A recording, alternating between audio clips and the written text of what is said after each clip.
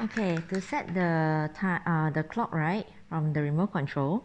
Okay, first of all, do you see the clock button here, the icon here from the remote control? Okay, so we set by pressing this. So current time is actually 10 almost 50. So we will set the clock lah. So once we just press,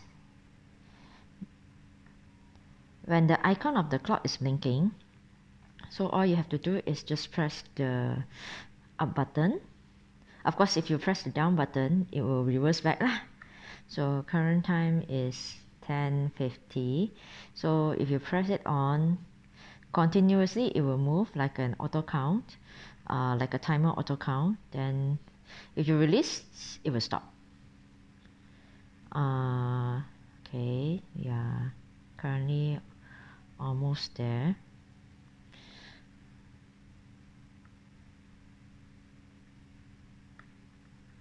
Okay.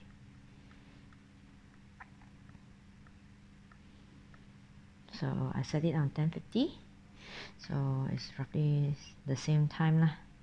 Maybe, okay, I put it on 49. So I press it again. The timer clock will stop. Will stop blinking. Then the time has already been set lah. So did you see it? It's no more blinking already. So this is how we set the time lah. Time in the clock time in the remote control.